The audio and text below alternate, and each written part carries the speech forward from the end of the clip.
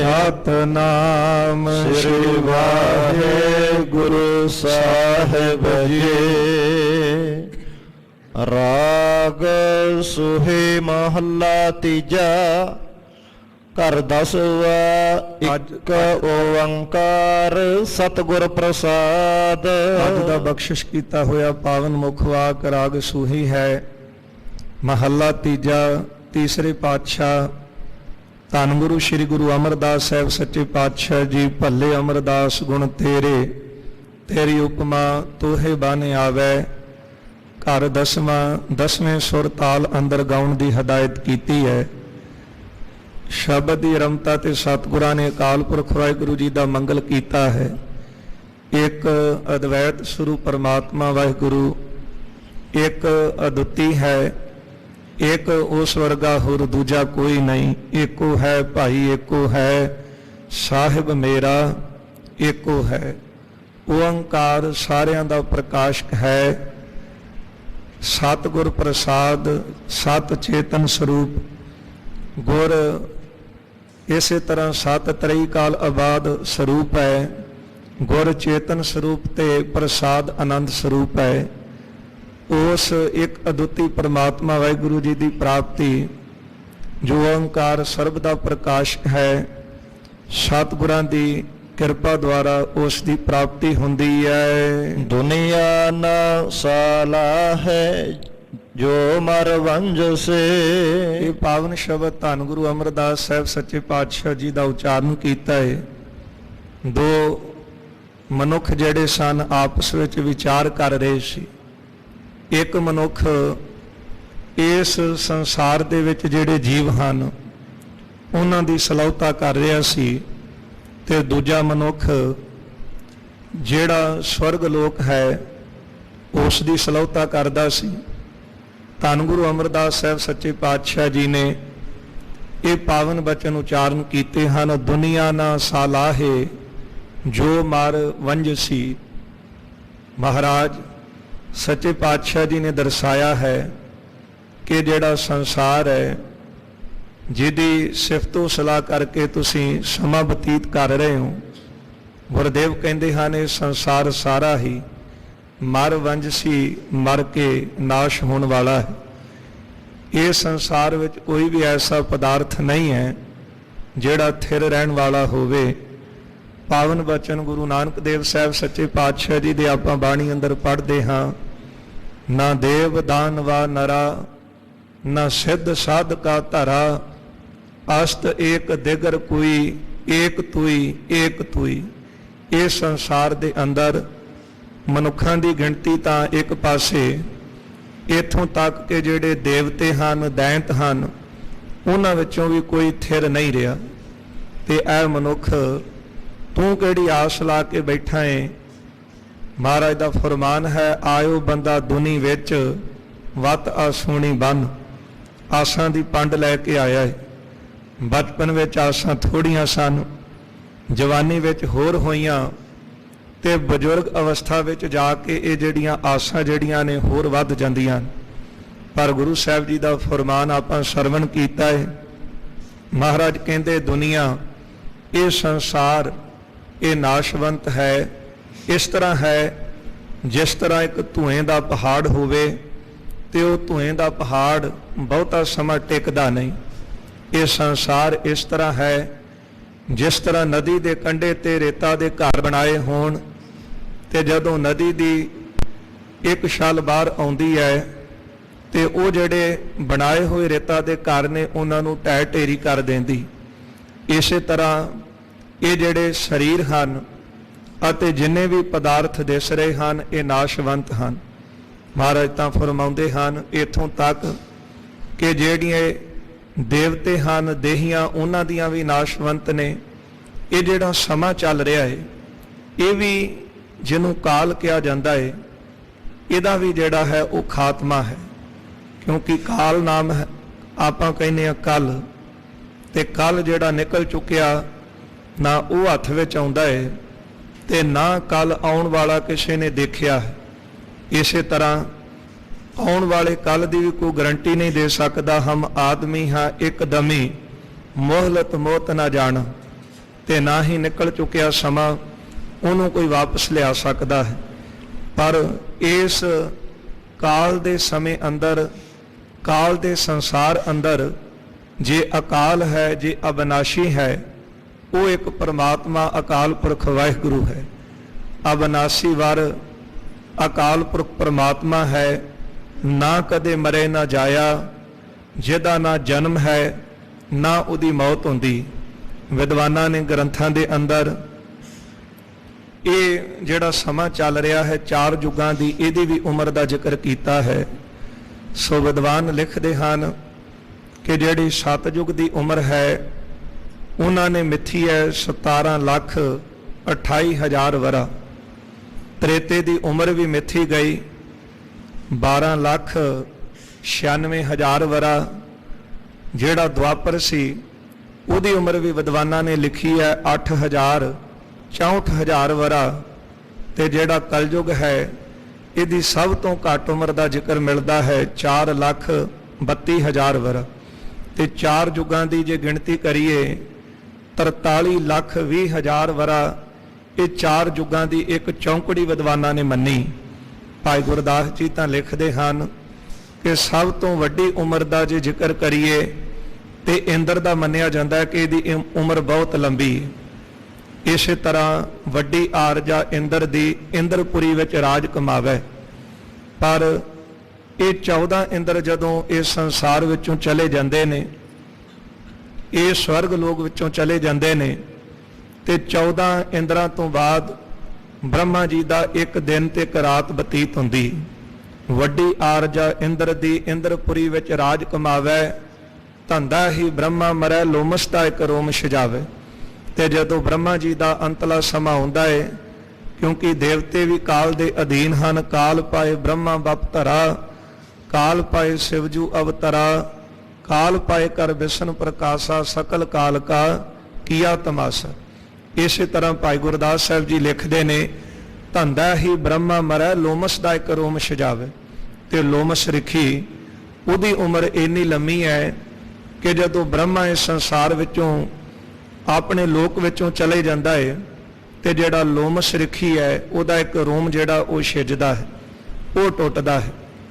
ਵੱਡੀ ਵੱਡੀ ਉਮਰ ਵਾਲੇ ਰਿਖੀ ਵੀ ਮੰਨੇ ਨੇ, ਦੇਵਤੇ ਮੰਨੇ ਨੇ, ਪਰ ਗੁਰੂ ਕਲਗੀਧਰ ਸਾਹਿਬ ਜੀ ਦਾ ਫਰਮਾਨ ਹੈ, ਮਹਾਰਾਜ ਕਹਿੰਦੇ ਸੰਸਾਰ ਦੇ ਅੰਦਰ ਭਾਵੇਂ ਦੇਵਤੇ ਆਏ, ਏਕ ਸ਼ਿਵ ਭਏ, ਏਕ ਗਏ, ਏਕ ਫੇਰ ਭਏ, रामचंद्र कृष्ण के अवतार भी अनेक हैं। ब्रह्मा और विष्णु केते, वेद और पुराण केते, सिमरत समोहन के होए बताए हैं। मोहन दी मदार केते, अश्विनी कुमार केते, अंसा अवतार केते, काल बस पए। पीर और पैगंबर केते, गने ना परते ते, भूमि ही ते होए के फिर भूमि ही मिलाए हैं। ये संसार अंदर देवते, पीर, पैगंबर, ਉਹਨਾਂ ਦੀਆਂ ਵੀ ਉਮਰਾਂ ਜਿਹੜੀਆਂ ਨੇ ਉਹ ਮਿੱਠੀਆਂ ਨੇ। 4 ਪ੍ਰਕਾਰ ਦੀ ਪਰਲੋ ਵਿਦਵਾਨਾਂ ਨੇ ਮੰਨੀ ਹੈ, ਕਿਉਂਕਿ ਗੁਰੂ ਸਾਹਿਬ ਜੀ ਦਾ ਜੋ ਫਰਮਾਨ ਹੀ ਇਹ ਹੈ, ਦੁਨੀਆ ਨਾ ਸਾਲਾਹੇ ਜੋ ਮਰ ਵੰਜ ਸੀ। 4 ਪ੍ਰਕਾਰ ਦੀ ਪਰਲੋ ਵਿਦਵਾਨ ਮੰਨਦੇ ਨੇ, ਨਿਤ ਪਰਲੋ, ਨਮਿਤ ਪਰਲੋ, ਅਵੰਤਰ ਪਰਲੋ ਤੇ ਮਹਾਪਰਲੋ।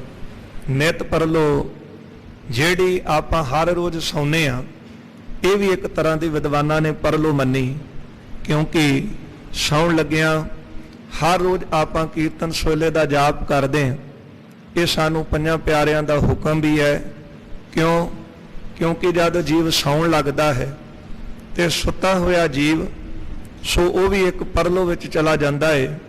ਅਕਾਲ ਪੁਰਖ ਦਾ ਹੁਕਮ ਹੈ, ਜੇ ਜਾਗੇ ਤੇ ਪ੍ਰਮਾਤਮਾ ਵਾਹਿਗੁਰੂ ਜੀ ਦੀ ਦਇਆ ਦ੍ਰਿਸ਼ਟੀ, ਨਹੀਂ ਤੇ ਉਹਦੇ ਹੁਕਮ ਦੇ ਵਿੱਚ ਇਹ ਜੀਵ ਸੰਸਾਰ ਤੋਂ ਵੀ ਚਲਾ ਜਾ ਸਕਦਾ ਹੈ। ਇਸ ਲਈ 5 ਪਿਆਰਿਆਂ ਨੇ ਸਾਨੂੰ ਕੀਰਤਨ ਸੋਲੇ ਦਾ ਜਾਪ ਦਿੱਤਾ ਹੈ ਕਿ ਤੂੰ ਸੌਣ ਲੱਗਿਆਂ ਅਕਾਲ ਪੁਰਖ ਵਾਹਿਗੁਰੂ ਜੀ ਦੀ ਯਾਦ ਵਿੱਚ ਜੁੜ ਕੇ ਸੌਂ। ਵਿਦਵਾਨ ਕਹਿੰਦੇ ਨੇ ਜਿਹੜੀ ਨਿਤ ਪਰਲੋ ਆਉਂਦੀ ਹੈ ਸਾਡੇ ਤੇ, ਉਹ ਰਾਤ ਨੂੰ ਸੌਂ ਜਾਣਾ ਇਹ ਨਿਤ ਪਰਲੋ ਹੈ। ਫਿਰ ਵਿਦਵਾਨਾਂ ਨੇ ਨਮਿਤ ਪਰਲੋ ਮੰਨੀ ਹੈ, ਜਿਹੜੀ ਜੀਵ ਉਮਰਾਂ ਲੈ ਕੇ ਸੰਸਾਰ ਵਿੱਚ ਆਇਆ ਹੈ, ਜਦੋਂ ਉਮਰ ਭੋਗ ਕਰਕੇ ਸੰਸਾਰ ਤੋਂ ਜਾਂਦਾ ਹੈ, ਚਲਾਣਾ ਕਰਦਾ ਹੈ, ਇਹ ਨਮਿਤ ਪਰਲੋ ਹੈ। ਤੀਜੀ ਪਰਲੋ ਵਿਦਵਾਨ ਮੰਨਦੇ ਨੇ ਅਵੰਤਰ ਪਰਲੋ। ਇਹ ਜਿਹੜੀਆਂ ਦੇਹੀਆਂ ਨੇ ਸੰਸਾਰ ਤੋਂ ਨਾਸ਼ ਹੁੰਦੀਆਂ ਨੇ, ਪਰ ਜਿਹੜੀਆਂ ਦੇਵਤੇ ਦੀਆਂ ਦੇਹੀਆਂ ਉਹਨਾਂ ਦੇ ਲੋਕ ਜਿਹੜੇ ਨੇ ਉਹ ਇਸੇ ਤਰ੍ਹਾਂ ਰਹਿੰਦੇ ਹਨ, ਕਾਇਮ ਰਹਿੰਦੇ ਨੇ। ਬ੍ਰਹਮ ਲੋਕ, ਇੰਦਰ ਲੋਕ, ਇਸੇ ਤਰ੍ਹਾਂ ਸ਼ਿਵਪੁਰੀ, ਇਹ ਜਿਹੜੀਆਂ ਪੁਰੀਆਂ ਕਾਇਮ ਰਹਿੰਦੀਆਂ ਨੇ। ਪਰ ਫਿਰ ਵਿਦਵਾਨ ਕਹਿੰਦੇ ਨੇ ਮਹਾਪਰਲੋ ਦੇ ਵਿੱਚ ਸਾਰਾ ਕੁਝ ਹੀ ਜਿਹੜਾ ਉਹ ਨਾਸ਼ ਹੋ ਜਾਂਦਾ ਹੈ। ਇਸ ਲਈ ਗੁਰੂ ਸਾਹਿਬ ਜੀ ਨੇ ਅੱਜ ਫਰਮਾਨ ਕੀਤਾ ਹੈ, ਦੁਨੀਆ ਨਾ ਸਾਲਾਹੇ ਜੋ ਮਰ ਵੰਜਸੀ।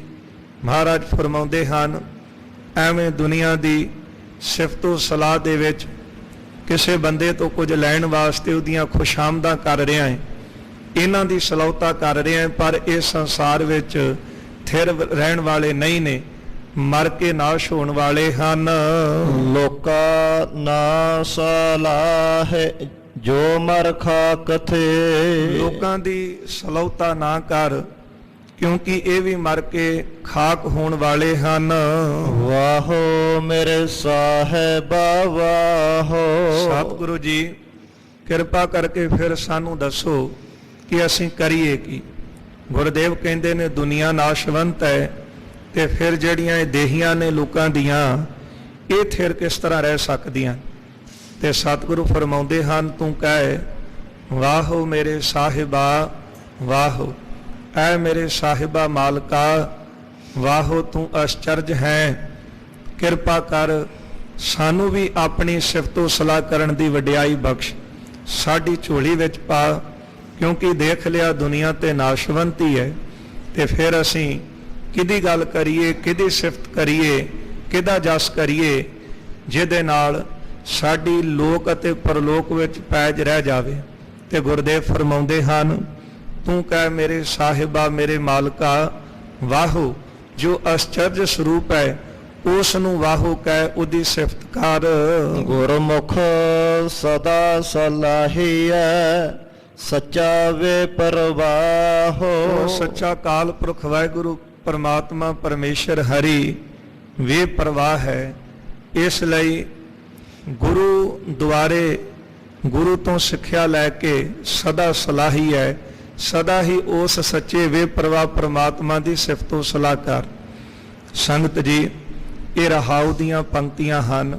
ਗੁਰਮੁਖ ਸਦਾ ਸਲਾਹੀ ਹੈ ਸੱਚਾ ਵੇ ਪਰਵਾਹ। ਜਿਨ੍ਹਾਂ ਗੁਰਮੁਖਾਂ ਨੇ ਸਦਾ ਪਰਮਾਤਮਾ ਵਾਹਿਗੁਰੂ ਨੂੰ ਸਲਾਹਿਆ ਹੈ, ਉਹ ਸੱਚਾ ਆਪ ਵੇ ਪਰਵਾਹ ਹੈ, ਤੇ ਜਿਹੜੇ ਉਹਦੀ ਸਿਫਤ ਕਰਦੇ ਹਨ ਉਹ ਵੀ ਵੇ ਪਰਵਾਹ ਹੋ ਜਾਂਦੇ। ਇਸ ਤਰ੍ਹਾਂ ਵੇ ਪਰਵਾਹ ਨਹੀਂ ਕਿ ਕਿਤੇ ਕੰਮਾਂ ਤੋਂ ਕੋਈ ਅਵੇਸਲਾ ਬੰਦਾ ਹੈ ਤੇ ਆਪਾਂ ਕਹਿੰਦੇ ਤੈਨੂੰ ਪਰਵਾਹ ਹੀ ਕੋਈ ਨਹੀਂ। ਜਿਸ ਤਰ੍ਹਾਂ ਕੋਈ ਪਰਿਵਾਰ ਦੀਆਂ ਜ਼ਿੰਮੇਵਾਰੀਆਂ ਨਾ ਸਮਝੇ ਤੇ ਆਪਾਂ ਕਹਿੰਦੇ ਤੈਨੂੰ ਪਰਵਾਹ ਨਹੀਂ। ਉਹ ਪ੍ਰਮਾਤਮਾ ਇਸ ਤਰ੍ਹਾਂ ਦਾ ਵੇ ਪਰਵਾਹ ਨਹੀਂ, ਕਿਉਂਕਿ ਜਿੰਨਾ ਵੀ ਸੰਸਾਰ ਉਹਨੇ ਪੈਦਾ ਕੀਤਾ ਹੈ, ਸਾਰਿਆਂ ਦੀ ਸਾਰ ਸੰਭਾਲ ਉਹ ਆਪ ਕਰ ਰਿਹਾ ਹੈ। ਉਹ ਇਸ ਤਰ੍ਹਾਂ ਵੇ ਪਰਵਾਹ ਨਹੀਂ। ਵੇ ਪਰਵਾਹ ਦਾ ਇੱਥੇ ਅਰਥ ਹੈ ਕਿ ਉਹਨੂੰ ਕਿਸੇ ਦੀ ਪਰਵਾਹ ਨਹੀਂ, ਉਹਨੂੰ ਕਿਸੇ ਦਾ ਡਰ ਨਹੀਂ, ਉਹਨੂੰ ਕਿਸੇ ਦਾ ਖੌਫ ਨਹੀਂ, ਕਿਉਂਕਿ ਉਹ ਪਰਮਾਤਮਾ ਵਾਹਿਗੁਰੂ ਆਪਣੇ ਆਪ ਤੋਂ ਸੁੱਤੇ ਸਿੱਧ ਪ੍ਰਕਾਸ਼। ਇਸ ਕਰਕੇ ਜਿਨ੍ਹਾਂ ਨੇ ਹਰੀ ਪਰਮਾਤਮਾ ਵਾਹਿਗੁਰੂ ਨੂੰ, ਜਿਨ੍ਹਾਂ ਗੁਰਮੁਖਾਂ ਨੇ ਸਦਾ ਉਹਨੂੰ ਸਲਾਹਿਆ ਹੈ ਨਾ, ਉਹ ਵੇ ਪਰਵਾਹ ਪਰਮਾਤਮਾ ਨੂੰ ਸਲਾਹ ਕੇ ਨਿਰਭਉ ਨੂੰ ਧਿਆ ਕੇ ਉਹ ਵੀ ਨਿਰਭਉ ਹੋ ਜਾਂਦੇ। ਜਿਨ ਨਿਰਭਉ ਜਿਨ ਹਰ ਨਿਰਭਉ ਧਿਆਇਆ ਜੀ, ਤਿਨ ਕਾ ਭਉ ਸਭ ਗਵਾਸੀ। ਇਹ ਰਹਾਉ ਦੀ ਪੰਕਤੀ ਵਿੱਚ ਸਤਿਗੁਰਾਂ ਨੇ ਸ਼ਬਦ ਦਾ ਜਿਹੜਾ ਕੇਂਦਰੀ ਭਾਵ ਹੈ ਇੱਥੇ ਦੱਸਿਆ ਹੈ, ਕਿਉਂਕਿ ਸ਼ਬਦ ਲਮੇਰਾ ਹੈ ਤੇ ਆਪਾਂ ਆਖਰੀ ਅਰਥ ਸਰਵਣ ਕਰਾਂਗੇ। ਇਹ ਰਹਾਉ ਦੀ ਪੰਕਤੀ ਤੋਂ ਹੀ ਆਪਾਂ ਅਰਥ ਲੈ ਲਈਏ ਸਾਰੇ ਸ਼ਬਦ ਦੇ। ਗੁਰਮੁਖ ਸਦਾ ਸਲਾਹੀ ਹੈ ਸੱਚਾ ਵੇ ਪਰਵਾਹੋ। ਗੁਰਮੁਖ ਬਣ ਕੇ ਸਦਾ ਪ੍ਰਮਾਤਮਾ ਵਾਹਿਗੁਰੂ ਨੂੰ ਸਲਾਹ, ਕਿਉਂਕਿ ਉਹ ਸੱਚਾ ਹੈ, ਸਦਾ ਰਹਿਣ ਵਾਲਾ ਹੈ ਤੇ ਵੇ ਪਰਵਾਹ ਹੈ। ਰਹਾਉ ਵਿਸ਼ਰਾਮ ਦੇ ਕੇ ਬਖਸ਼ਿਸ਼ ਕਰਦੇ ਹਨ। ਦੁਨੀਆ ਕੇਰੇ ਦੋਸਤੇ ਮਨ ਮੁਖ ਦਾ ਜਮਰਨ।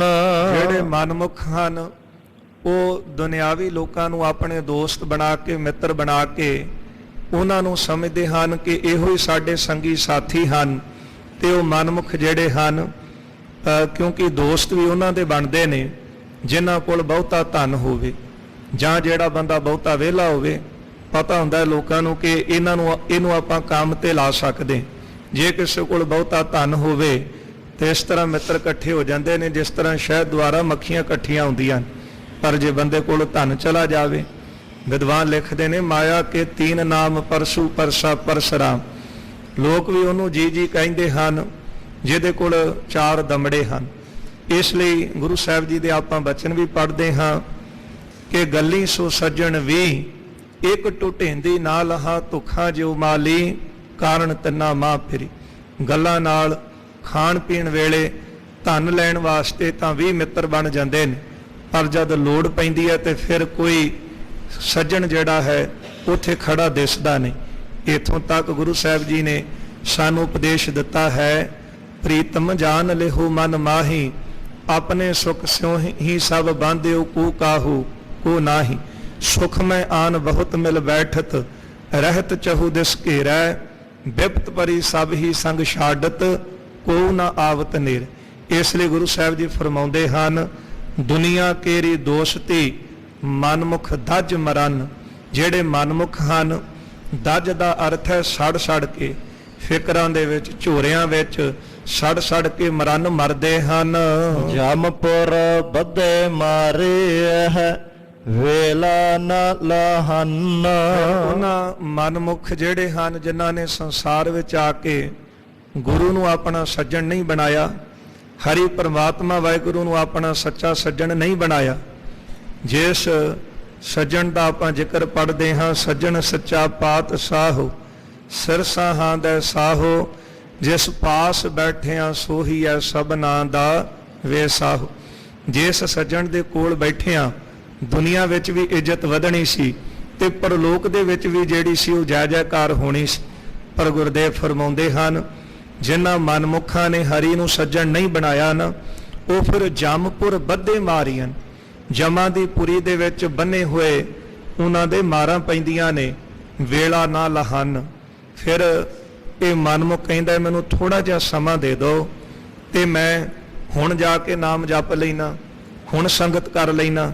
ਪਰ ਗੁਰੂ ਅਮਰਦਾਸ ਮਹਾਰਾਜ ਫਰਮਾਉਂਦੇ ਨੇ, ਵੇਲਾ ਨਾ ਲਹਨ, ਕਿਉਂਕਿ ਵੇਲਾ ਤੇ ਮਿਲਿਆ ਹੋਇਆ ਹੈ।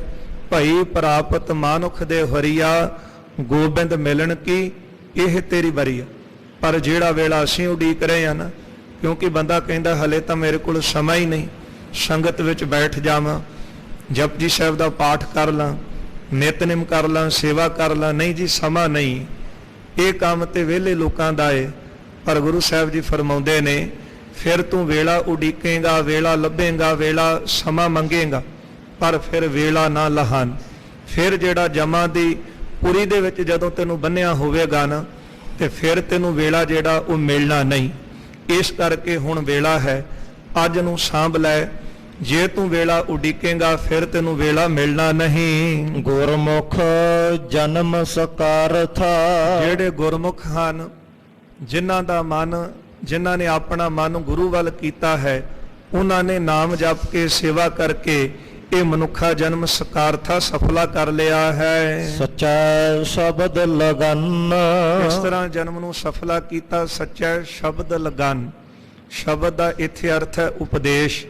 ਸੱਚੇ ਗੁਰੂ ਦੇ ਉਪਦੇਸ਼ ਵਿੱਚ ਲਗਨ ਲੱਗ ਕੇ, ਸੱਚੇ ਵਾਹਿਗੁਰੂ ਜੀ ਦੇ ਸ਼ਬਦ ਨਾਮ ਦੇ ਵਿੱਚ ਲਗਨ ਆਪਣੇ ਆਪ ਨੂੰ ਲਾ ਦਿੱਤਾ ਤੇ ਉਹਨਾਂ ਨੇ ਆਪਣਾ ਜਿਹੜਾ ਮਨੁੱਖਾ ਜਨਮ ਸਫਲਾ ਕਰ ਲਿਆ।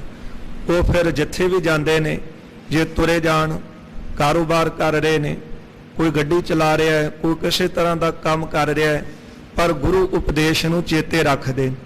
ਤੇ ਫਿਰ ਜਿਹੜੇ ਗੁਰੂ ਉਪਦੇਸ਼ ਨੂੰ ਚੇਤੇ ਰੱਖਦੇ ਨੇ, ਉਹ ਫਿਰ ਕੰਮ ਕਾਰ ਕਰਦਿਆਂ ਵੀ ਆਪਣੀ ਸੁਰਤ ਗੁਰੂ ਸ਼ਬਦ ਵਿੱਚ ਟਿਕਾ ਕੇ ਰੱਖਦੇ।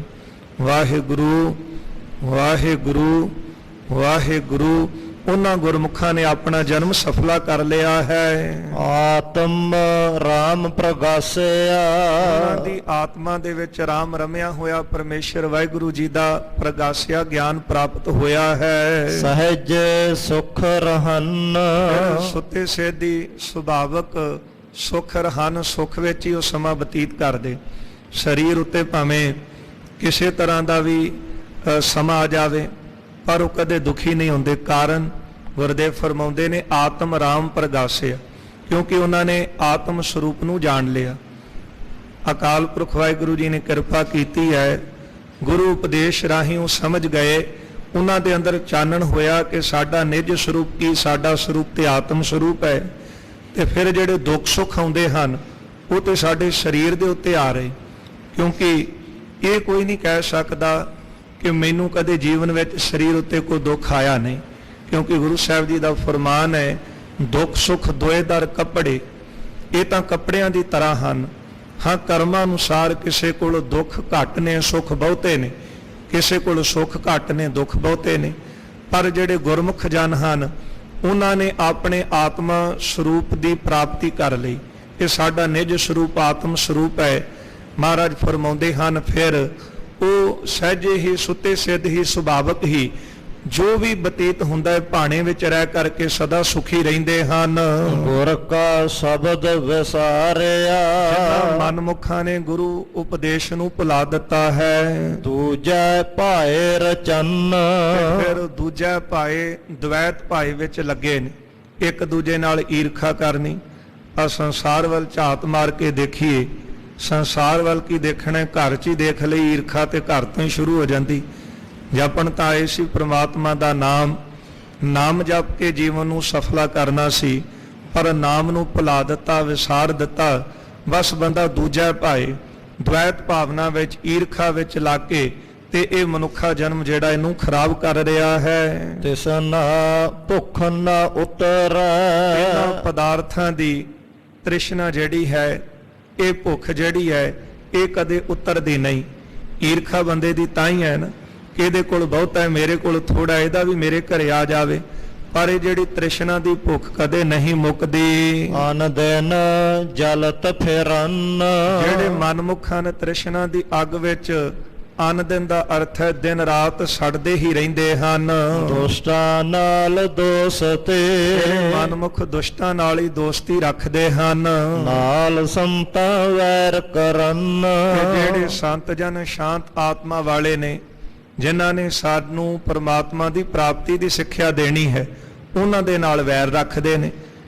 ਕਿਉਂਕਿ ਉਹ ਕਹਿੰਦੇ ਨੇ ਅੰਮ੍ਰਿਤ ਵੇਲੇ ਉਠੋ, ਨਾਮ ਜਪੋ, ਸੰਗਤ ਕਰੋ, ਸੇਵਾ ਕਰੋ, ਤੇ ਉਹ ਫਿਰ ਵੈਰੀ ਲੱਗਦੇ ਨੇ। ਤੇ ਜਿਹੜੇ ਦੁਸ਼ਟ ਜਨ ਨੇ, ਉਹਨਾਂ ਨੇ ਆਪ ਵਿਕਾਰ ਭੋਗਣੇ ਨੇ। ਉਹਨਾਂ ਦੀ ਸੰਗਤ ਵਿੱਚ ਜਾ ਕੇ ਤੇ ਬੰਦਾ ਬੜਾ ਖੁਸ਼ ਹੁੰਦਾ ਹੈ, ਉਹਨਾਂ ਨੂੰ ਆਪਣਾ ਮਿੱਤਰ ਸਮਝਦਾ ਹੈ, ਜਿਹੜੇ ਇਸ ਮਨੁੱਖਾ ਜਨਮ ਨੂੰ ਖਰਾਬ ਕਰ ਰਹੇ ਹਨ। ਆਪ ਡੁੱਬੇ ਕੁਟੰਬ ਸਿਆ, ਉਹ ਜਿਹੜੇ ਮਨਮੁਖ ਹਨ, ਆਪ ਤਾਂ ਡੁੱਬਦੇ ਨੇ, ਕੁਟੰਬ ਸਿਉ ਪਰਿਵਾਰ ਸਮੇਤ। ਇੱਕ ਪਾਸੇ ਗੁਰਮੁਖ ਹੈ, ਆਪ ਤਰਦਾ ਹੈ, ਪਰਿਵਾਰ ਨੂੰ ਵੀ ਤਾਰਦਾ ਹੈ। ਆਪ ਉੱਠਦਾ ਹੈ, ਪਰਿਵਾਰ ਨੂੰ ਵੀ ਕਹਿੰਦਾ ਉਠੋ।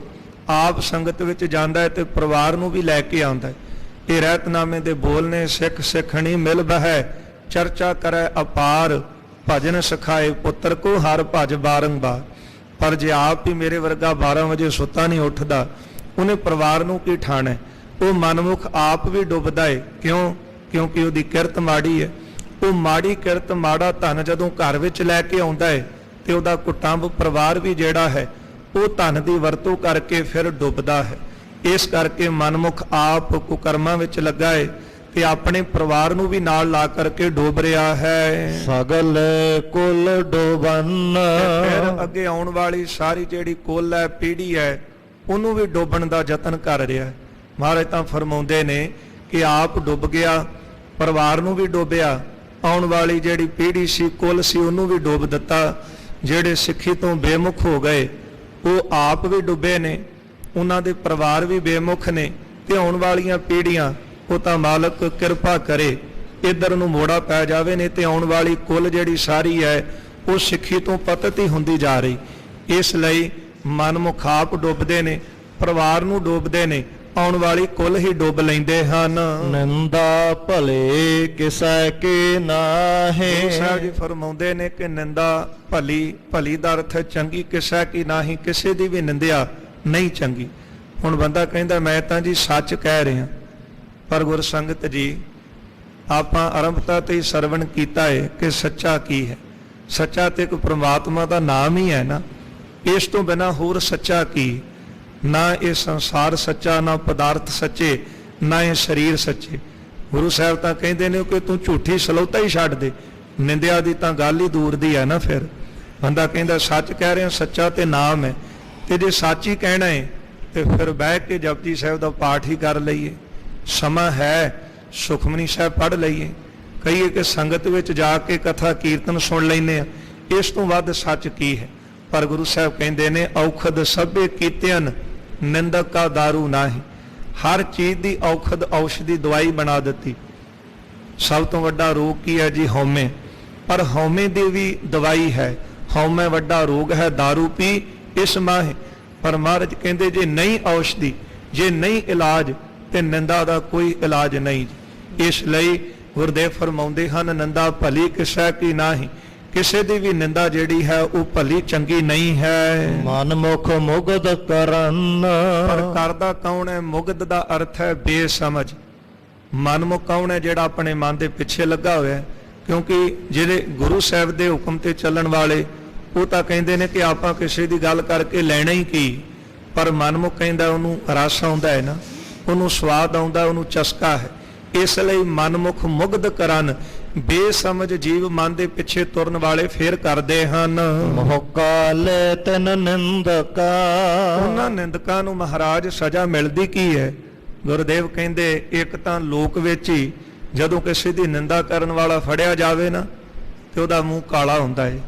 ਮੂੰਹ ਕਾਲੇ ਦਾ ਅਰਥ ਇੱਥੇ ਇਹ ਵੀ ਹੈ ਜੀ, ਕੱਲਾ ਇਹੋ ਹੀ ਨਹੀਂ ਕਿ ਮੂੰਹ ਤੇ ਕਾਲਕ ਥੋਪ ਦਿੱਤੀ ਤੇ ਉਹਦਾ ਮੂੰਹ ਕਾਲਾ ਹੈ। ਇਹਦਾ ਤੇ ਕਈ ਵਾਰੀ ਕਾਰਖਾਨਿਆਂ 'ਚ ਕੰਮ ਕਰਨ ਵਾਲੇ ਕਾਲਕ ਸਰੀਰ ਨੂੰ ਲੱਗ ਜਾਂਦੀ। ਉਹਨੂੰ ਤਾਂ ਨਹੀਂ ਆਪਾਂ ਕਹਿੰਦੇ ਕਿ ਕਾਲੇ ਮੂੰਹ ਵਾਲਾ। ਮੂੰਹ ਕਾਲੇ ਵਾਲਾ ਉਹਨੂੰ ਕਿਹਾ ਜਾਂਦਾ ਹੈ ਜਿਹੜਾ ਮਾੜਾ ਕੰਮ ਕਰਦਿਆਂ ਫੜਿਆ ਜਾਵੇ। ਸਰੀਰ ਦੇ ਉੱਤੇ ਭਾਵੇਂ ਜਿੰਨੇ ਮਰਜ਼ੀ ਸੋਹਣੇ ਉਹਨੇ ਪੋਸ਼ਾਕੇ ਲਿਬਾਸ ਪਾਏ ਹੋਣ, ਪਰ ਬੰਦੇ ਦੀ ਮਾੜੀ ਕਰਤੂਤ ਸਾਹਮਣੇ ਆ ਗਈ, ਜਗਤ ਵਿੱਚ ਪ੍ਰਗਟ ਹੋ ਗਈ, ਤੇ ਲੋਕ ਕਹਿੰਦੇ ਨੇ ਇਹਦਾ ਤੇ ਮੂੰਹ ਕਾਲਾ ਹੋ ਗਿਆ। ਇਸ ਕਰਕੇ ਨਿੰਦਾ ਕਰਨ ਵਾਲਾ ਇੱਕ ਤਾਂ ਲੋਕ 'ਚ ਹੀ ਫੜਿਆ ਜਾਵੇ। ਸਾਡੀ ਕੋਈ ਗੱਲ ਕਰ ਰਿਹਾ, ਸਾਹਮਣੇ ਚਲੇ ਜਾਂਦੇ ਆ, ਉਹ ਬੰਦਾ ਸ਼ਰਮਿੰਦਾ ਜਿਹਾ ਹੁੰਦਾ ਹੈ, ਅੱਖ ਨਹੀਂ ਮਿਲਾ ਸਕਦਾ। ਕਿਉਂ? ਕਿਉਂਕਿ ਸਾਡੀ ਗੱਲ ਕਰ ਰਿਹਾ, ਅਸੀਂ ਸਾਹਮਣੇ ਆ ਗਏ। ਇਸ ਕਰਕੇ ਗੁਰੂ ਸਾਹਿਬ ਜੀ ਫਰਮਾਉਂਦੇ ਨੇ, ਤੂੰ ਕਿਉਂ ਉਹ ਕੰਮ ਕਰ ਰਿਹਾ ਜਿਹਦੇ ਕਰਕੇ ਅੰਤ ਨੂੰ ਤੈਨੂੰ ਪਛਤਾਉਣਾ ਪਵੇ। ਇਸ ਲੋਕ ਵਿੱਚ ਵੀ ਉਹਦਾ ਮੂੰਹ ਕਾਲਾ ਹੁੰਦਾ ਹੈ, ਤੇ ਫਿਰ ਪਰਲੋਕ ਵਿੱਚ ਵੀ ਨਿੰਦਕਾਂ ਦੇ ਮੂੰਹ ਕਾਲੇ ਹੁੰਦੇ ਹਨ। ਨਰਕ ਘੋਰ ਪਵਨ। ਮਨਮੁਖਾਂ ਨੂੰ, ਨਿੰਦਕਾਂ ਨੂੰ ਘੋਰ ਕੁੰਭੀ ਨਰਕ ਦੇ ਵਿੱਚ ਪਾਇਆ ਜਾਂਦਾ ਹੈ। ਏ ਮਨ ਜੈਸਾ ਸੇਵ ਹੈ ਤੈਸਾ ਹੋਵ ਹੈ। ਮਨਾ, ਜਿਸ ਤਰ੍ਹਾਂ ਤੂੰ ਸੇਵੇਂਗਾ ਗੁਰੂ ਨੂੰ, ਪਰਮੇਸ਼ਰ ਨੂੰ, ਤੈਸਾ ਹੋਵੇ, ਤੈਸਾ ਹੀ ਤੈਨੂੰ ਫਲ ਪ੍ਰਾਪਤ ਹੋਵੇਗਾ, ਝੋਲੀ 'ਚ ਪਵੇਗਾ। ਹੁਣ ਬੀਜੀਆਂ ਤੇ ਬਾਬਾ ਫਰੀਦ ਸਾਹਿਬ ਜੀ ਕਹਿੰਦੇ ਹਨ ਕਿ ਘਰਾਂ ਨੇ ਭਾਲਦੇ ਕੀ ਪਏ ਆ? ਬਜੌਰ ਦੇਸ਼ ਦੀਆਂ ਦਾਖਾਂ। ਕੱਤਦੇ ਤਾਂ ਪਏ ਸੀ ਉਹਨ, ਤੇ ਭਾਲ ਰਹੇ ਆ ਕਿ ਸਾਨੂੰ ਰੇਸ਼ਮ ਦਾ ਮੁੱਲ ਮਿਲ ਜਾਵੇ। ਇਸ ਤਰ੍ਹਾਂ ਹੁੰਦਾ ਨਹੀਂ। ਜਿਸ ਤਰ੍ਹਾਂ ਦੀ ਤੇਰੀ ਭਾਵਨਾ ਹੋਵੇਗੀ, ਜਿੰਨੀ ਕੁ ਸੇਵਾ ਕੀਤੀ ਹੈ, ਤੈਸਾ ਹੋਵੇ, ਤੈਸਾ ਜਿਹੜਾ ਫਲ ਹੈ ਉਹ ਜੀਵ ਦੀ ਝੋਲੀ ਵਿੱਚ ਪੈਂਦਾ ਹੈ। ਤੇ ਕਰਮ ਕਮਾਏ। ਉਸੇ ਤਰ੍ਹਾਂ ਦਾ ਫਿਰ ਜੀਵ ਕਰਮ ਕਮਾਉਂਦਾ ਹੈ। ਜਿਸ ਤਰ੍ਹਾਂ ਦੀ ਸੇਵਾ ਕੀਤੀ ਉਸ ਤਰ੍ਹਾਂ ਦਾ ਫਲ ਮਿਲਿਆ। ਉਸ ਫਲ ਅਨੁਸਾਰ ਜਿਹੜਾ ਜੀਵ ਹੈ ਉਹ ਕਰਮ ਕਮਾਉਂਦਾ ਹੈ। ਆਪ ਬੀਜ ਆਪੇ ਹੀ ਖਾਵਣਾ। ਆਪਣੇ ਹੱਥੀਂ ਜੀਵ ਬੀਜ ਬੀਜਦਾ ਹੈ, ਤੇ ਫਿਰ ਖਾਣਾ ਵੀ ਉਹਨੂੰ ਹੀ ਪੈਂਦਾ ਹੈ। ਇਥੋਂ ਤੱਕ ਕਿ ਇਹ ਕਰ ਕਰੇ ਸੋ ਇਹ ਕਰ ਪਾਏ। ਜਿਹੜੇ ਹੱਥ ਨਾਲ ਬੀਜ ਬੀਜ ਦਿੱਤਾ, ਮਹਾਰਾਜ ਜੀ ਦਾ ਫਰਮਾਨ ਹੈ, ਉਸੇ ਹੱਥ ਨੂੰ ਹੀ ਫਲ ਭੋਗਣਾ ਪੈਣਾ ਹੈ। ਸਾਨੂੰ ਕਈ ਵਾਰੀ ਭੁੱਲ ਜਾਂਦੇ ਆ, ਕਿਉਂਕਿ ਸਾਡੀ ਸਮਝ ਬਹੁਤ ਥੋੜੀ ਹੈ। ਇਹ ਤਾਂ ਸੰਸਾਰ ਵਿੱਚ ਸਾਨੂੰ ਗੱਲਾਂ ਭੁੱਲ ਜਾਂਦੀਆਂ ਨੇ, ਤੇ ਪਿਛਲੇ ਜਨਮ ਦਾ ਸਾਨੂੰ ਕੀ ਗਿਆਨ। ਪਰ ਗੁਰਦੇਵ ਫਰਮਾਉਂਦੇ ਹਨ, ਜਿਹੜਾ ਵੀ ਫਲ ਤੇਰੀ ਝੋਲੀ ਪਿਆ, ਤੇਰੇ ਕਰਮਾਂ ਅਨੁਸਾਰ ਪਿਆ ਹੈ। ਦੱਦਾ ਦੋਸ਼ ਨਾ ਦਿਓ ਕਿਸੈ, ਦੋਸ਼ ਕਰਮਾਂ ਆਪਣਿਆਂ, ਜੋ ਮੈਂ ਕੀਆ ਸੋ ਮੈਂ ਪਾਇਆ, ਦੋਸ਼ ਨਾ ਦੀਜੈ ਅਵਰਜਨ। ਇਹਦੇ ਵਿੱਚ ਕਿਸੇ ਨੂੰ ਦੋਸ਼ੀ ਨਾ ਠਹਿਰਾ। ਜਿੱਦਾਂ ਦਾ ਤੂੰ ਕਰਮ ਕੀਤਾ ਹੈ, ਜਿਹਾ ਬੀਜਾ ਸੋ ਲਾਉਣਾ। ਕਰਮਾਂ ਸੰਦੜਾ ਖੇਤ, ਜੋ ਬੀਜਿਆ ਉਹ ਵੱਢ ਰਿਹਾ ਹੈ। ਕਹਿਣਾ ਕਿਛੂ ਨਾ ਜਾਏ। ਕਿਸੇ ਪਾਸ ਕੁਝ ਕਿਹਾ ਨਹੀਂ ਜਾ ਸਕਦਾ। ਹੁਣ ਬੰਦਾ ਫਲ ਮਿਲ ਰਿਹਾ ਸਾਨੂੰ, ਤੇ ਦੋਸ਼ ਕਿਸੇ ਨੂੰ ਦਈ ਜਾਈਏ, ਤੇ ਗੁਰਦੇਵ ਕਹਿੰਦੇ ਨਹੀਂ। ਜਿਸ ਤਰ੍ਹਾਂ ਦਾ ਤੂੰ ਬੀਜ ਬੀਜਿਆ ਸੀ, ਫਰੀਦਾ ਲੋੜਾ ਦਾਖ ਬਜੋਰੀਆਂ, ਕਿੱਕਰ ਬੀਜਿਆ ਜੱਟ, ਹੰਡਾ ਉਨ ਕਤਾਏ ਦਾ ਪੈਦਾ ਲੋੜਾ ਪੱਟ। ਇਸ ਕਰਕੇ ਕਿਸੇ ਪਾਸ ਕੋਈ ਅਲਾਂਭਾ ਕਿਹਾ ਨਹੀਂ ਜਾ ਸਕਦਾ। ਮਹਾਪੁਰਖਾ ਕਾ ਬੋਲਣਾ। ਜਿਹੜੇ ਮਹਾਪੁਰਖ ਹਨ ਉਹਨਾਂ ਦਾ ਜੋ ਬੋਲਣਾ ਹੈ, ਹੋਵੇ ਕਿਤੈ ਪ੍ਰਥਾਏ। ਉਹ ਕਿਤੈ ਪ੍ਰਥਾਏ, ਕਿਸੇ ਦੇ ਪ੍ਰਥਾਏ ਹੀ ਬੋਲਦੇ ਹਨ। ਇਉਂ ਮਨਮੁਖ ਜਿਹੜੇ ਹਨ ਉਹਨਾਂ ਦਾ ਉਹ ਤਾਂ ਊਲ ਜਲੂਲ ਹੀ ਬੋਲਦੇ ਰਹਿੰਦੇ ਹਨ। ਪਰ ਜਿਹੜੇ ਮਹਾਪੁਰਖ ਹਨ ਉਹ ਕਿਸੇ ਦੇ ਪਰਥਾਏ ਉਪਦੇਸ਼ ਦਿੰਦੇ ਹਨ। ਹੋਏ ਅੰਮ੍ਰਿਤ ਭਰੇ ਭਰਪੂਰ ਤੇ ਹੈ। ਮਹਾਰਾਜ ਫਰਮਾਉਂਦੇ ਹਨ ਉਹ ਜਿਹੜੇ ਮਹਾਪੁਰਖ ਹਨ ਉਹ ਅੰਮ੍ਰਿਤ ਦੇ ਨਾਲ ਲਬਾਲਬ ਭਰੇ ਹੋਏ ਨੇ, ਬ੍ਰਹਮਾਨੰਦ ਦੇ ਨਾਲ ਉਹਨਾਂ ਦਾ ਅੰਦਰ ਭਰਿਆ ਹੋਇਆ। ਆਪਾਂ ਜਿੰਨਾ ਮਰਜ਼ੀ ਬੋਲੀ ਜਾਈਏ ਸਾਡਾ ਬੋਲਿਆ ਥਾਂ ਹੀ ਪੈਂਦਾ ਹੀ ਨਹੀਂ, ਕਿਸੇ ਦਾ ਜੀਵਨ ਨਹੀਂ ਬਦਲਦਾ। ਹੋ ਸਕਦਾ ਹੈ ਵਕਤੀ ਪ੍ਰਭਾਵ ਪਾ ਲਈਏ, ਪਰ ਜੀਵਨ ਤਾਂ ਉਹਨਾਂ ਮਹਾਪੁਰਖਾਂ ਦਾ ਜਿਨ੍ਹਾਂ ਨੇ ਕਮਾਈ ਕੀਤੀ ਹੈ, ਕਿਉਂਕਿ ਗੁਰਦੇਵ ਫਰਮਾਉਂਦੇ ਨੇ ਉਹ ਅੰਮ੍ਰਿਤ, ਉਹ ਜਿਹੜੇ ਹਨ ਅੰਮ੍ਰਿਤ ਦੇ ਭਰੇ ਹੋਏ ਹਨ, ਲਬਾਲਬ ਉਹਨਾਂ ਦਾ ਅੰਦਰ ਬ੍ਰਹਮਾਨੰਦ ਦੇ ਰਸ ਨਾਲ ਭਰਿਆ ਹੋਇਆ ਹੈ। ਓ ਨਾ ਤਿਲ ਨਾ ਤਮਾਏ। ਪਰ ਉਹਨਾਂ ਮਹਾਪੁਰਖਾਂ ਨੂੰ ਤਿਲ ਜਿੰਨੀ ਤਮਾ ਨਹੀਂ ਹੁੰਦੀ। ਸਾਡੇ ਵਾਲਾ ਬੋਲਣਾ ਅਸੀਂ ਤਾਂ ਕਿਸੇ ਸਵਾਰਥ ਲਈ ਬੋਲਦੇ ਹਨ, ਕੁਝ ਛਿੱਲੜਾਂ ਕਾਰਨ ਬੋਲਦੇ ਹਨ, ਕੁਝ ਆਪਣਾ ਪ੍ਰਭਾਵ ਪਾਉਣ ਲਈ ਬੋਲਦੇ ਨੇ, ਕੁਝ ਰਾਜਨੀਤਿਕ ਦੇ ਵਿੱਚ ਆ ਕਰਕੇ ਚਾਹੁੰਦੇ ਹਨ ਕਿ ਅਸੀਂ ਲੋਕਾਂ ਦੇ ਉੱਤੇ ਹੁਕਮ ਚਲਾਈਏ ਤਾਂ ਕੋਈ ਬੋਲ ਰਿਹਾ ਹੈ। ਪਰ ਗੁਰੂ ਸਾਹਿਬ ਜੀ ਫਰਮਾਉਂਦੇ ਨੇ ਮਹਾਪੁਰਖਾਂ ਦਾ ਬੋਲਣਾ ਉਹ ਕਿਸੇ ਪ੍ਰਥਾਏ ਬੋਲਦੇ ਨੇ, ਕਿਉਂਕਿ ਉਹਨਾਂ ਦਾ ਅੰਦਰ ਆਤਮ ਬ੍ਰਹਮਾਨੰਦ ਦੇ ਨਾਲ ਉਹਨਾਂ ਦਾ ਲਬਾਲਬ ਭਰਿਆ ਹੈ, ਤੇ ਫਿਰ ਉਹਨਾਂ ਨੂੰ ਕਿਸੇ ਤਰ੍ਹਾਂ ਦੀ ਤਮਾ ਨਹੀਂ ਹੁੰਦੀ। ਜਿਸ ਤਰ੍ਹਾਂ ਅਕਾਲ ਪੁਰਖ ਵਾਹਿਗੁਰੂ ਨੂੰ ਤਮਾ ਨਹੀਂ ਹੈ, ਤਮਾ ਦਾ ਅਰਥ ਹੈ ਕੋਈ ਇੱਛਾ। ਉਹ ਮਹਾਪੁਰਖਾਂ ਨੂੰ ਇਹ ਨਹੀਂ ਇੱਛਾ ਹੁੰਦੀ ਕਿ ਇਹਦੇ ਪਾਸੋਂ ਮੈਂ ਕੁਝ ਲਵਾਂ ਤਾਂ ਇਹਨੂੰ ਉਪਦੇਸ਼ ਦੇਵਾਂ। ਉਹਨਾਂ ਦਾ ਤੇ ਸੰਸਾਰ ਵਿੱਚ ਆਉਣਾ ਸਾਡੇ ਪਰਉਪਕਾਰ ਵਾਸਤੇ ਆਉਂਦੇ ਨੇ। ਉਹ ਚਾਹੁੰਦੇ ਹਨ ਕਿ ਇਹ ਜਿਹੜੀ ਜੀਵ ਆਤਮਾ ਪ੍ਰਮਾਤਮਾ ਤੋਂ ਵਿਛੜੀ ਹੈ ਇਹਨੂੰ ਉਪਦੇਸ਼ ਦਈਏ, ਇਹ ਵੀ ਪ੍ਰਮਾਤਮਾ ਨਾਲ ਮਿਲ ਜਾਵੇ। ਇਸ ਲਈ ਉਹਨਾਂ ਅੰਦਰ ਹੋਰ ਕੋਈ ਤਮਾ ਨਹੀਂ, ਇੱਛਾ ਨਹੀਂ ਹੈ। ਗੁਣਕਾਰੀ ਗੁਣ ਸੰਗਰੈ। ਇੱਥੋਂ ਤੱਕ ਨਹੀਂ ਹੈ ਤਮਾ। ਗੁਰੂ ਤੇਗ ਬਹਾਦਰ ਸਾਹਿਬ ਸੱਚੇ ਪਾਤਸ਼ਾਹ ਜੀ ਦੀ ਸ਼ਰਨ ਵਿੱਚ ਜੇ ਚੱਲ ਕੇ ਆਏ ਹਨ ਕਿਰਪਾ ਰਾਮ ਹੁਣੀ, ਤੇ ਗੁਰੂ ਤੇਗ ਬਹਾਦਰ ਸਾਹਿਬ ਜੀ ਦੇ ਅੰਦਰ ਕਿਹੜੀ ਤਮਾ ਹੈ ਜੀ। ਪਰ ਜਦੋਂ ਉਹਨਾਂ ਨੇ ਆ ਕਰਕੇ ਆਪਣੇ ਜਨੇਊ ਦਾ ਵਾਸਤਾ ਪਾਇਆ, ਆਖਣ ਲੱਗੇ ਕਿ ਗੁਰੂ ਤੇਗ ਬਹਾਦਰ ਸਾਹਿਬ ਸੱਚੇ ਪਾਤਸ਼ਾਹ ਜੀ ਗੁਰੂ ਹਰਗੋਬਿੰਦ ਸਾਹਿਬ ਜੀ ਦੇ ਸੁਪੁੱਤਰ ਜੀ, ਬਾਹੇ ਅਸਾਡੀ ਪਕੜੀ ਹੈ ਸ਼੍ਰੀ ਹਰਗੋਬਿੰਦ ਕੇ ਨੰਦ, ਦੁਖੀ ਵਿਪਰ ਚੱਲ ਆਏ ਵਿੱਚ ਪੁਰੀ ਆਨੰਦ। ਕਹਿਣ ਲੱਗੇ ਬਾਹੇ ਅਸਾਡੀ ਪਕੜੀ ਹੈ ਸ਼੍ਰੀ ਹਰਗੋਬਿੰਦ ਕੇ ਨੰਦ। ਫਿਰ ਗੁਰੂ ਤੇਗ ਬਹਾਦਰ ਸਾਹਿਬ ਸੱਚੇ ਪਾਤਸ਼ਾਹ ਕੇ ਜਦੋਂ ਵਾਸਤਾ ਪਾਇਆ ਨਾ ਕਿ ਧਰਮ ਦੀ ਨਈਆ ਡੁੱਬਦੀ ਜਾ ਰਹੀ ਹੈ, ਫਿਰ ਮਹਾਪੁਰਖਾਂ ਕਾ ਬੋਲਣਾ ਉਹ ਕਿਸੇ ਪ੍ਰਥਾਏ ਬੋਲਦੇ ਨੇ। ਐਵੇਂ ਨਹੀਂ ਕਿ ਲੋਕਾਂ ਸਾਹਮਣੇ ਬੋਲ ਦਿੱਤਾ ਤੇ ਫਿਰ ਉਹ ਵਾਅਦੇ ਪੂਰੇ ਨਾ ਕੀਤੇ, ਇਸ ਤਰ੍ਹਾਂ ਨਹੀਂ। ਗੁਰੂ ਤੇਗ ਬਹਾਦਰ ਸਾਹਿਬ ਜੀ ਨੇ ਫਿਰ ਕਹੇ ਬਚਨ, ਸਤਿਗੁਰ ਕਹਿਆ ਬੱਚਿਓ ਘਰੇ ਜਾਓ, ਸਿਰ ਦੇ ਕੇ ਸਤ ਬਚਾਂਗਾ ਮੈਂ, ਹਿੰਦੂ ਧਰਮ ਦੇ ਬੋਝਰੇ ਦੀਵਿਆਂ ਅੰਦਰ ਤੇਲ ਆਪਣੇ ਲਹੂ ਦਾ ਪਾਂਗਾ ਮੈਂ। ਪਾਇਆ ਦੇਸ਼ ਦੀਆਂ ਜੜਾਂ ਵਿੱਚ ਲਹੂ ਆਪਣਾ, ਭਾਰਤ ਵਰਸ਼ ਦਾ ਬਾਗ ਤਾਂ ਫਲ ਰਿਹਾ ਏ, ਹਿੰਦੂ ਮੰਦਰਾਂ ਦੇ ਦੀਵਿਆਂ ਦੇ ਵਿੱਚ ਅੱਜ ਵੀ ਲਹੂ ਤੇਗ ਬਹਾਦਰ ਦਾ ਬਲ ਰਿਹਾ। ਗੁਰੂ ਤੇਗ ਬਹਾਦਰ ਸਾਹਿਬ ਸੱਚੇ ਪਾਤਸ਼ਾਹ ਨੇ ਸੀਸ ਦਿੱਤਾ, ਧਰਮ ਦੀ ਰਾਖੀ ਕੀਤੀ, ਪਰ ਗੁਰੂ ਤੇਗ ਬਹਾਦਰ ਸਾਹਿਬ ਨੂੰ ਕੋਈ ਤਮਾ ਨਹੀਂ ਸੀ ਕਿ ਇਹਦੇ ਬਦਲੇ ਮੈਨੂੰ ਕੁਝ ਇਹ ਦੇ ਕੇ ਜਾਣ। ਕੁਝ ਜਣਿਆਂ ਨੇ ਅਕਿਰਤ ਘਣਤਾ ਵੀ ਦਿਖਾਈ, ਕੁਝ ਦਿਖਾਉਂਦੇ ਵੀ ਨੇ, ਪਰ ਗੁਰੂ ਸਾਹਿਬ ਦਾ ਸੁਭਾਅ ਹੈ, ਮਹਾਂਪੁਰਖਾਂ ਦਾ ਸੁਭਾਅ ਹੈ, ਉਹਨਾਂ ਦੇ ਅੰਦਰ ਕੋਈ ਤਮਾ ਨਹੀਂ ਹੁੰਦੀ। ਉਹ ਕਿਸੇ ਪ੍ਰਥਾਏ ਉਪਦੇਸ਼ ਦਿੰਦੇ ਹਨ ਕਿ ਇਹਦਾ ਵੀ ਭਲਾ ਹੋ ਜਾਵੇ। ਅਵਰਾ ਉਪਦੇਸਨ। ਇਸੇ ਤਰ੍ਹਾਂ ਬਖਸ਼ਿਸ਼ ਕਰਦੇ ਹਨ।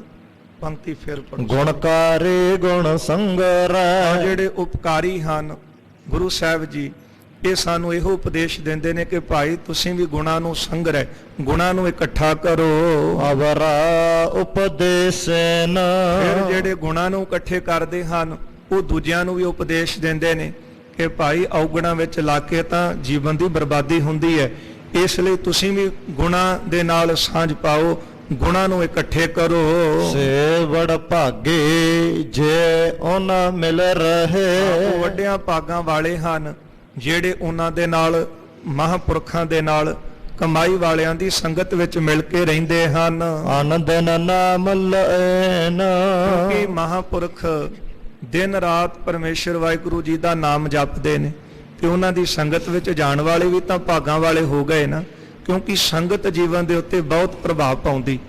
ਮਾੜੇ ਬੰਦੇ ਦਾ ਕੇਵਲ ਮਾੜਾ ਜਿਹਾ ਇਸ਼ਾਰਾ ਹੀ ਬੰਦੇ ਨੂੰ ਮਾੜੇ ਪਾਸੇ ਲੈ ਜਾਂਦਾ, ਪਰ ਚੰਗੇ ਪਾਸੇ ਆਉਣ ਵਾਸਤੇ ਬਹੁਤ ਸਮਾਂ ਲੱਗਦਾ।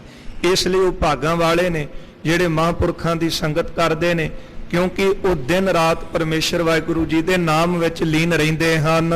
ਦੇਸੀ ਰਿਜਕ ਸੰਭਾਹੇ ਜਿਨ ਉਪਾਏ ਮੇਦਨੇ। ਜਿਸ ਅਕਾਲ ਪੁਰਖ ਵਾਹਿਗੁਰੂ ਪ੍ਰਮਾਤਮਾ ਵਾਹਿਗੁਰੂ ਜੀ ਨੇ ਮੇਦਨੀ ਨਾਮ ਧਰਤੀ ਦਾ ਉਪਾਈ ਪੈਦਾ ਕੀਤੀ ਹੈ, ਦੇਸੀ ਰਿਜਕ ਸੰਭਾਹੇ, ਉਹ ਪ੍ਰਮਾਤਮਾ ਅਕਾਲ ਪੁਰਖ ਵਾਹਿਗੁਰੂ ਸਾਰਿਆਂ ਦੇ ਤਾਈਂ ਰਿਜਕ ਦੇ ਕਰਕੇ ਉਹਨਾਂ ਦੀ ਸੰਭਾਲ ਕਰ ਰਹੇ ਹਨ। ਏਕੋ ਹੈ ਦਾਤਾਰ। ਸਤਿਗੁਰੂ ਜੀ ਫਰਮਾਉਂਦੇ ਹਨ, ਏਕੋ ਹੈ ਦਾਤਾਰ। ਉਹ ਅਕਾਲ ਪੁਰਖ ਵਾਹਿਗੁਰੂ ਹਰੀ ਏਕ ਹੀ ਹੈ। ਉਸੇ ਨੇ ਧਰਤੀ ਨੂੰ ਪੈਦਾ ਕੀਤਾ ਹੈ ਤੇ ਉਹੀ ਸਾਨੂੰ ਸਾਰਿਆਂ ਨੂੰ ਰਿਜਕ ਦੇ ਰਿਹਾ ਹੈ। ਇੱਕ ਹੀ ਹੈ ਗੁਰੂ ਨਾਨਕ ਸਾਹਿਬ ਜੀ ਦਾ ਘਰ, ਇੱਕ ਹੀ ਹੈ ਗੁਰੂ ਕਲਗੀਧਰ ਸਾਹਿਬ ਦਾ ਖਾਲਸਾ, ਜਿਹੜਾ ਲੰਗਰ ਲਾਉਣ ਲੱਗਿਆਂ ਕਦੇ ਵੀ ਨਹੀਂ ਦੇਖਦਾ ਕਿ ਕੌਣ ਆਪਣਾ ਹੈ ਤੇ ਕੌਣ ਬੇਗਾਨਾ ਹੈ। ਭਾਵੇਂ ਕਈ ਮਨਮੁਖਾਂ ਨੂੰ ਇਹ ਗੱਲ ਦੀ ਬਹੁਤ ਜ਼ਿਆਦੀ ਇੰਜ ਕਹਿ ਲੋ ਕਿ ਅਲਰਜੀ ਹੈ ਕਿ ਗੁਰੂ ਘਰ ਦੀਆਂ ਗੋਲਕਾਂ ਦੇ ਵਿੱਚ ਪੈਸੇ ਨਾ ਪਾਏ ਜਾਣ। ਉਹਦਾ ਕਾਰਨ ਕਿਉਂਕਿ ਇਹਨਾਂ ਪੈਸਿਆਂ ਦੇ ਨਾਲ ਹੀ ਉਹ ਜਿਹੜੇ ਲੰਗਰ ਹਨ ਉਹ ਚੱਲਦੇ ਨੇ। ਅੱਜ ਕਿਹੜੀਆਂ ਸਰਕਾਰਾਂ ਨੇ ਆ ਕਰਕੇ ਸਾਰ ਸੰਭਾਲ ਲਈ, ਕੇਵਲ ਤਾਂ ਕੇਵਲ ਚੰਦ ਮਿੰਟਾਂ ਵਾਸਤੇ ਉਹ ਲੋਕ ਆਉਂਦੇ ਨੇ ਤੇ ਆਪਣੀਆਂ ਫੋਟੋਆਂ ਸੋਸ਼ਲ ਮੀਡੀਆ ਤੇ ਚਾੜ ਕੇ ਚਲੇ ਜਾਂਦੇ। ਇਹ ਗੁਰੂ ਨਾਨਕ ਸਾਹਿਬ ਜੀ ਦਾ ਘਰ ਹੀ ਹੈ, ਇਹ ਗੁਰੂ ਨਾਨਕ ਸਾਹਿਬ ਜੀ ਦੇ ਸਿੱਖ ਹੀ ਹਨ।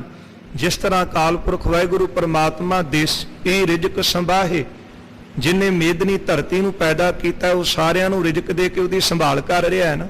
ਇਸੇ ਤਰ੍ਹਾਂ ਗੁਰੂ ਨਾਨਕ ਸਾਹਿਬ ਜੀ ਦੇ ਸਿੱਖ ਸੰਗਤ ਜੀ ਦਾਸ ਉੱਤਰਾਖੰਡ ਗਿਆ, ਉੱਥੋਂ ਦੇ ਪ੍ਰੇਮੀਆਂ ਨੇ ਦੱਸਿਆ, ਕਹਿੰਦੇ ਇਹ ਗੱਲ ਸੱਚੀ ਹੈ ਕਿ ਸਾਡੇ ਗੁਰੂ ਘਰ ਦੇ ਵਿੱਚ ਉਹ ਜਿਹੜਾ ਹਿੰਦੂ ਜੈਂਟਲਮੈਨ ਸੀ ਉਹਨੇ ਆ ਕੇ ਸਾਰੀ ਗੱਲ ਸੰਗਤ ਦੇ ਵਿੱਚ ਖਲੋ ਕੇ ਦੱਸੀ।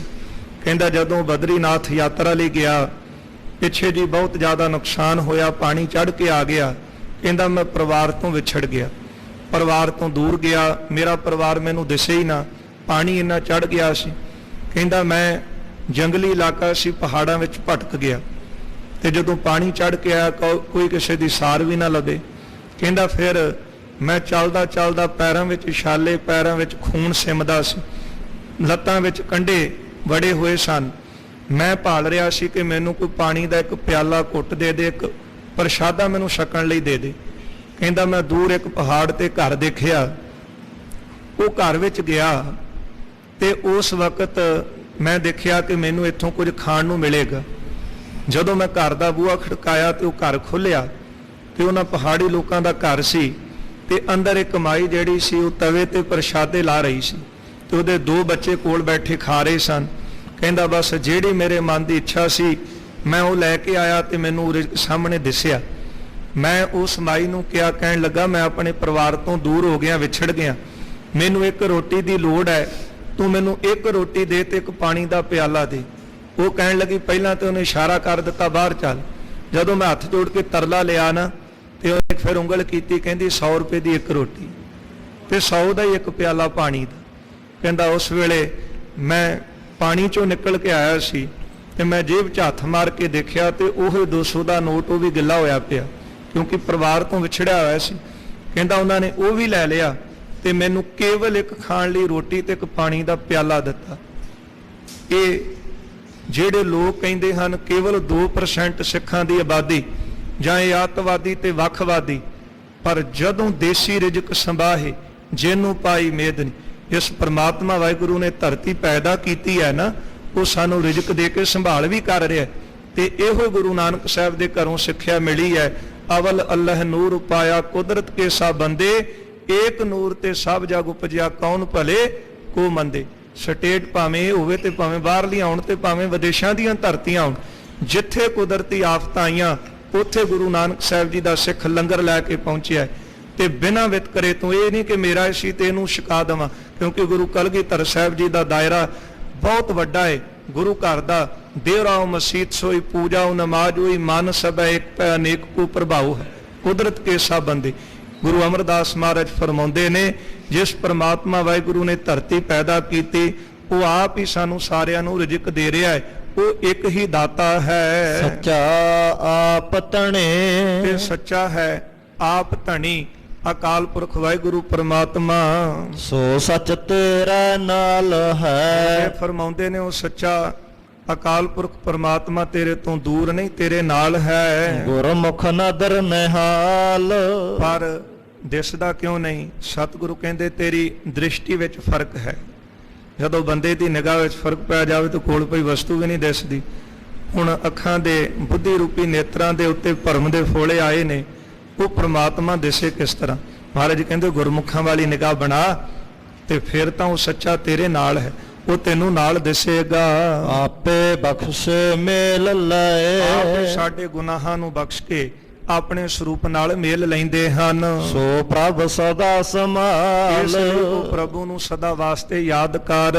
ਮਨ ਮੈਲਾ ਸਚ ਨਿਰਮਲਾ ਇਹ ਮਨ ਮੈਲਾ ਹੈ ਪਰ ਉਹ ਸੱਚਾ ਪਰਮਾਤਮਾ ਵਾਹਿਗੁਰੂ ਜੀ ਤਾਂ ਨਿਰਮਲ ਹੈ। ਕਿਉ ਕਰ ਮਿਲਿਆ ਜਾਏ ਹੁਣ ਮੈਲੇ ਦਾ ਉਜਲ ਦੇ ਨਾਲ ਮਿਲਾਪ ਕਿਸ ਤਰ੍ਹਾਂ ਹੋਵੇ? ਕਿਉਂ ਕਰ ਮਿਲਿਆ ਜਾਏ? ਕਿਹੜੇ ਯਤਨ ਦੇ ਨਾਲ ਉਹ ਪ੍ਰਮਾਤਮਾ ਨੂੰ ਮਿਲਿਆ ਜਾਵੇ? ਪ੍ਰਭ ਮੇਲੇ ਤਾਂ ਮਿਲ ਰਹਾ ਹਾਂ, ਉਹ ਪ੍ਰਮਾਤਮਾ ਵਾਹਿਗੁਰੂ ਆਪ ਆਪਣੇ ਨਾਲ ਮਿਲਣ ਤੇ ਤਾਂ ਇਹ ਜੀਵ ਜਿਹੜਾ ਉਹ ਮਿਲ ਸਕਦਾ ਹੈ। ਹਉਮੈ ਸ਼ਬਦ ਜਲਾਏ ਪਰ ਮੇਲ ਕਦੋਂ ਹੁੰਦਾ ਏ? ਜਦੋਂ ਹਉਮੈ ਸ਼ਬਦ ਜਲਾਏ। ਗੁਰੂ ਸਾਹਿਬ ਉਪਦੇਸ਼ ਦਿੰਦੇ ਨੇ, ਉਪਦੇਸ਼ ਦੇ ਨਾਲ ਅੰਦਰ ਦੀ ਹਉਮੈ ਸੜ ਜਾਂਦੀ ਹੈ। ਜਦੋਂ ਹਉਮੈ ਸੜ ਗਈ ਫਿਰ ਜੀਵ ਦਾ ਪ੍ਰਮਾਤਮਾ ਨਾਲ ਮੇਲ ਹੁੰਦਾ ਹੈ। ਸੋ ਸਹੁ ਸੱਚਾ ਵਿਸਰੈ ਹਾਂ, ਉਹ ਜਿਹੜਾ ਸੱਚਾ ਪ੍ਰਮਾਤਮਾ ਵਾਹਿਗੁਰੂ ਜੀ ਹੈ, ਉਹ ਪ੍ਰਮਾਤਮਾ ਜਿਹੜਾ ਹੈ ਵਿਸਰਿਆ ਹੈ। ਤ੍ਰਿਗ ਜੀਵਨ ਸੰਸਾਰ ਜਿਨ੍ਹਾਂ ਨੂੰ ਵਿਸਰ ਗਿਆ ਉਹਨਾਂ ਦਾ ਇਹ ਜੀਵਨ ਤ੍ਰਿਕਾਰ ਹੈ। ਨਦਰ ਕਰੇ ਨ ਵਿਸਰੈ ਇਹ ਮਾਲਕ ਨਦਰ ਕਰੇ, ਪ੍ਰਮਾਤਮਾ ਆਪਣੀ ਮਿਹਰ ਦੀ ਨਦਰ ਕਰੇ ਤੇ ਫਿਰ ਉਹ ਨਹੀਂ ਭੁੱਲਦਾ। ਗੁਰਮਤਿ ਵਿਚਾਰ ਗੁਰੂ ਦੀ ਮੱਤ ਦੁਆਰਾ ਜਿਹੜੀ ਗੁਰੂ ਤੋਂ ਸਿੱਖਿਆ ਲੈ ਕੇ ਉਹਦੀ ਵਿਚਾਰ ਕਰਦੇ ਨੇ ਨਾ, ਉਹਨਾਂ ਨੂੰ ਪ੍ਰਮਾਤਮਾ ਨਹੀਂ ਭੁੱਲਦਾ। ਸਤਿਗੁਰ ਮੇਲੇ ਤਾਂ ਮਿਲ ਰਹਾ ਗੁਰੂ ਸਾਹਿਬ ਆਪ ਕਿਰਪਾ ਕਰਨ ਤੇ ਤਾਂ ਹੀ ਪ੍ਰਮਾਤਮਾ ਨਾਲ ਮਿਲਿਆ ਰਹਿ ਸਕਦਾ ਹਾਂ। ਸਾਚ ਰੱਖਾ ਉਰ ਧਾਰ ਜਦੋਂ ਸੱਚੇ ਨਾਮ ਨੂੰ ਹਿਰਦੇ ਵਿੱਚ ਧਾਰ ਕੇ ਰੱਖਾਂ। ਮਿਲਿਆ ਹੋਏ ਨ ਵਿਛੋੜਾ ਜਿਹੜੇ ਮਿਲ ਗਏ ਪ੍ਰਮਾਤਮਾ ਨੂੰ ਆਤਮਾ ਕਰਕੇ, ਉਹਨਾਂ ਦਾ ਮਰਨ ਤੋਂ ਬਾਅਦ ਵੀ ਵਿਛੋੜਾ ਨਹੀਂ ਪੈਂਦਾ। ਗੁਰ ਕੈ ਹਿਤ ਪਿਆਰ ਹਾਂ, ਉਹਨਾਂ ਦਾ ਗੁਰੂ ਦੇ ਨਾਲ ਹਿੱਤ ਪ੍ਰੇਮ ਹੈ। ਗੁਰੂ ਨਾਲ ਪ੍ਰੇਮ ਹੋਣ ਕਰਕੇ ਪ੍ਰਮਾਤਮਾ ਨਾਲ ਪਿਆਰ ਪਿਆ ਹੈ, ਉਹ ਕਦੇ ਵਿਛੜਦੇ ਨਹੀਂ। ਫਿਰ ਸਲਾਹੀ ਆਪਣਾ ਆਪਣੇ ਪਿਰ ਪਤੀ ਪ੍ਰਮਾਤਮਾ ਨੂੰ ਸਦਾ ਸਲਾਹੀਏ, ਉਹਦੀ ਸਿਫਤ ਕਰੀਏ। ਗੁਰ ਕੈ ਸ਼ਬਦ ਵਿਚਾਰ ਇਸ ਤਰ੍ਹਾਂ ਉਹਦੀ ਸਿਫਤ ਕਰੀਏ, ਗੁਰੂ ਤੋਂ ਉਪਦੇਸ਼ ਲੈ ਕੇ ਤੇ ਉਹਦੀ ਹਰ ਵਕਤ ਵਿਚਾਰ ਕਰਦੇ ਰਹੀਏ। ਅੰਨ ਖਾਣਾ ਕੱਪੜ ਪਹਿਨਣ ਦੀ ਆ, ਇਹ ਵਿਚਾਰ ਕਰੀਏ। ਸੋਹਣਾ ਸਰੀਰ ਦਿੱਤਾ ਏ, ਪਹਿਨਣ ਲਈ ਕੱਪੜੇ ਦਿੱਤੇ ਨੇ, ਸਾਡੀ ਹਰ ਖੇ ਨੂੰ ਪ੍ਰਮਾਤਮਾ ਵਾਹਿਗੁਰੂ ਸੰਭਾਲ ਕਰ ਰਹੇ ਨੇ।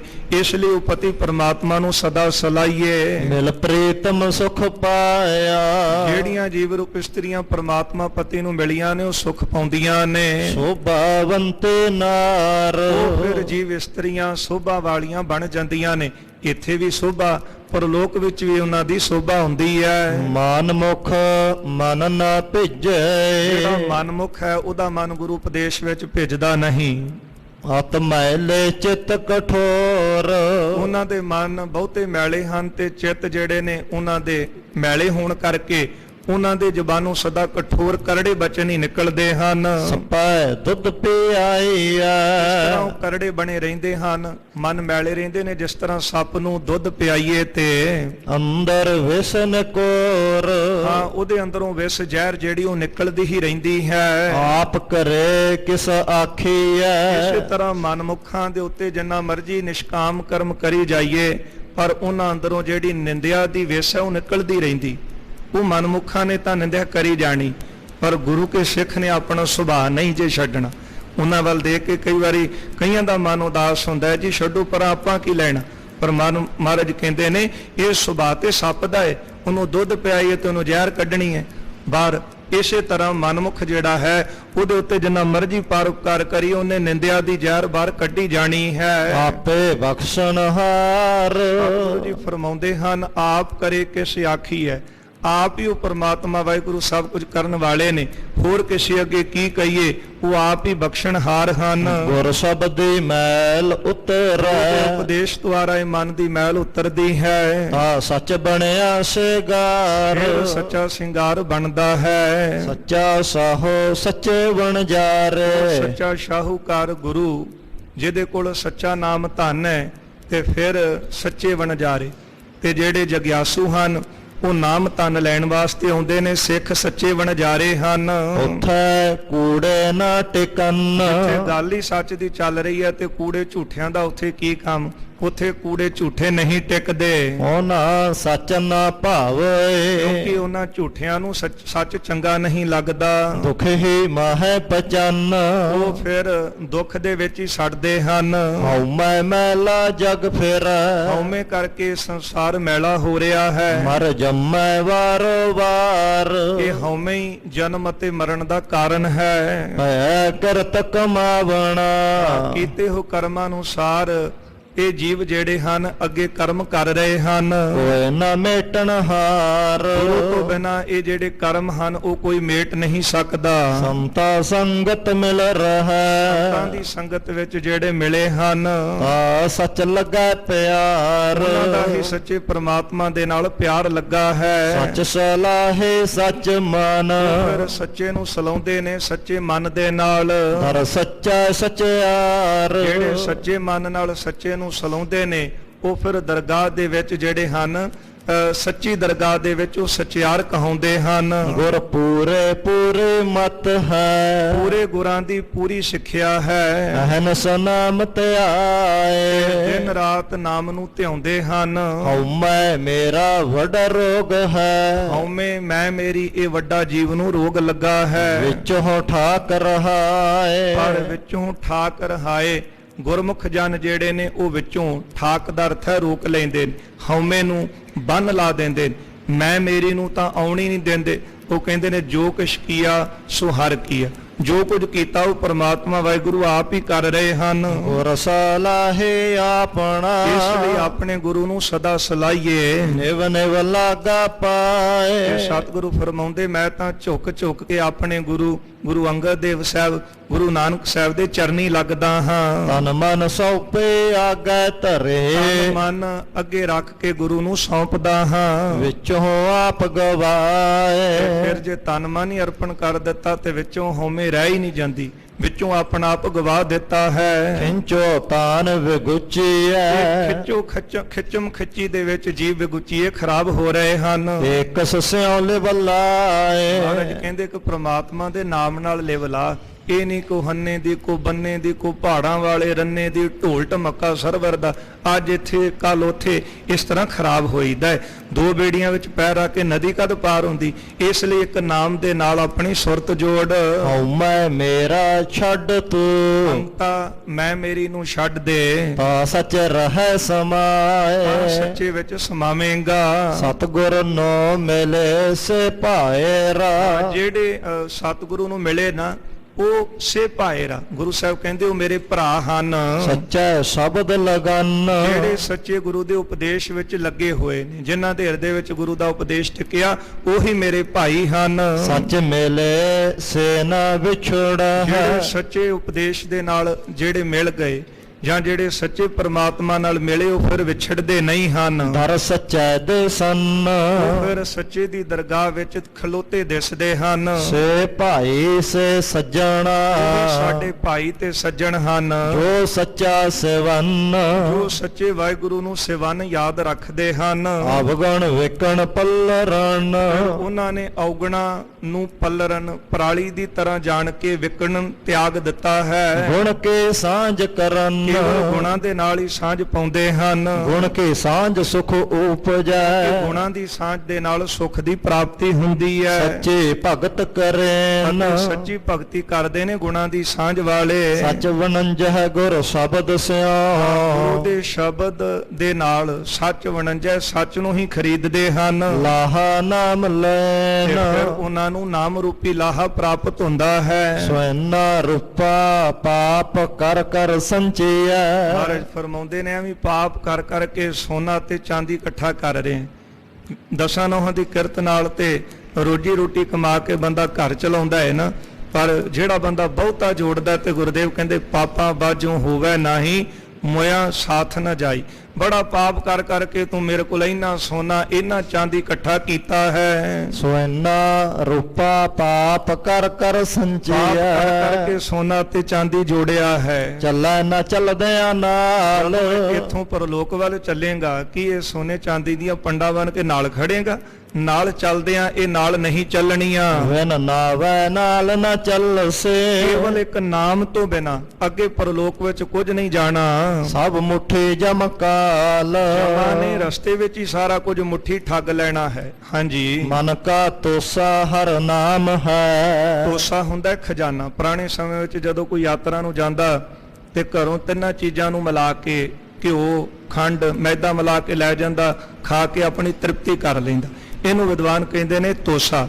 ਇਸ ਲਈ ਮਹਾਰਾਜ ਕਹਿੰਦੇ ਹਨ ਨਾਮ ਦਾ ਤੋਸਾ ਹੀ ਨਾਲ ਜਾਂਦਾ ਹੈ। ਹਿਰਦੈ ਰੱਖੋ ਸੰਭਾਲ ਇਸ ਨਾਮ ਦੇ ਖਜ਼ਾਨੇ ਨੂੰ ਆਪਣੇ ਹਿਰਦੇ ਵਿੱਚ ਸੰਭਾਲ ਕੇ ਰੱਖੋ। ਇਹੋ ਖਰਚ ਅਖੁੱਟ ਇਹ ਹੈ ਜਿਹੜਾ ਖਰਚਾ ਹੈ ਇਹ ਨਾ ਮੁੱਕਣ ਵਾਲਾ ਹੈ। ਗੁਰਮੁਖ ਨਿਭੈ ਨਾਲ ਗੁਰਮੁਖਾਂ ਦੇ ਨਾਲ ਹੀ ਨਿਭਦਾ ਹੈ। ਪਰਲੋਕ ਤੱਕ ਇਹ ਨਾਮ ਦਾ ਖਜ਼ਾਨਾ ਤੋਸਾ ਨਿਭਦਾ ਹੈ।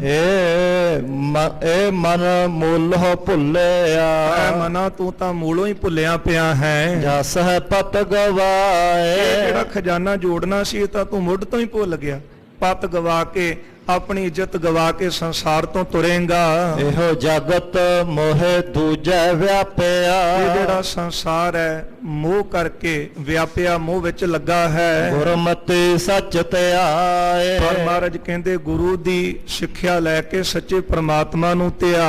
ਹਰ ਕੇ ਕੀਮਤ ਨਾ ਪਵੈ ਹਰੀ ਵਾਹਿਗੁਰੂ ਜੀ ਦੇ ਨਾਮ ਦੀ ਕੀਮਤ ਨਹੀਂ ਪਾਈ ਜਾ ਹਰ ਸਕਦੀ। ਜਸ ਲਿਖਣ ਨਾ ਜਾਏ ਹਰੀ ਦਾ ਜਸ ਪੂਰਨ ਤੌਰ ਤੇ ਲਿਖਿਆ ਨਹੀਂ ਜਾ ਸਕਦਾ। ਗੁਰ ਕੈ ਸ਼ਬਦ ਮਨ ਤਨ ਰਪੈ ਗੁਰੂ ਦੇ ਉਪਦੇਸ਼ ਦੇ ਵਿੱਚ ਮਨ ਤਨ ਜਿਹੜਾ ਰੰਗਿਆ ਹੈ ਹਰ ਸਿਉ ਰਹਿ ਉਹ ਸਮਾਏ ਫਿਰ ਹਰੀ ਵਾਹਿਗੁਰੂ ਜੀ ਦੇ ਵਿੱਚ ਸਮਾਈ ਰਹਿੰਦੇ ਹਨ, ਸੋ- ਜੁੜੇ ਰਹਿੰਦੇ ਨੇ। ਸੋ ਸਹੁ ਮੇਰਾ ਰੰਗੋਲਾ ਉਹ ਸਹੋ ਮੇਰਾ ਪਤੀ ਪ੍ਰਮਾਤਮਾ ਵਾਹਿਗੁਰੂ ਰੰਗਲਾ ਪਿਆਰਾ ਹੈ। ਰੰਗੇ ਸਹਿਜ ਸੁਭਾਏ ਸੁੱਤੇ ਸਿੱਧ ਹੀ ਜੀਵ ਆਤਮਾ ਨੂੰ ਰੰਗ ਦਿੰਦਾ ਹੈ। ਕਾਮਣ ਰੰਗ ਤਾਂ ਤੇ ਜੀਵ ਚੜੈ ਰੂਪ ਇਸਤਰੀ ਨੂੰ ਤਾਂ ਗਿਆਨ ਚੜਦਾ ਹੈ। ਜਾ ਪਿਰ ਕੈ ਅੰਕ ਜੇ ਫਿਰ ਸਮਾਏ ਪਤੀ ਪ੍ਰਮਾਤਮਾ ਵਾਹਿਗੁਰੂ ਜੀ ਦੇ ਪ੍ਰੇਮ ਵਿੱਚ ਸਮਾ ਜਾਵੇ ਫਿਰ ਇਹਦੇ ਅੰਦਰ ਗਿਆਨ ਹੁੰਦਾ ਹੈ। ਚਿਰੇ ਬਿਛੁੰਨੇ ਭੇ ਮਿਲਨ ਜਿਹੜੇ ਚਿਰਾਂ ਤੋਂ ਵਿਛੜੇ ਉਹ ਵੀ ਮਿਲ ਜਾਂਦੇ ਨੇ। ਜੋ ਸਤਿਗੁਰ ਸੇਵਨ ਪਰ ਕਦੋਂ ਮਿਲਦੇ ਨੇ? ਜਿਹੜੇ ਸਤਿਗੁਰਾਂ ਦੀ ਸੇਵਾ ਵਿੱਚ ਲੱਗੇ। ਭਾਵੇਂ ਕਿੰਨੇ ਜਨਮਾਂ ਦੇ ਵਿਛੜੇ ਹੋਣ,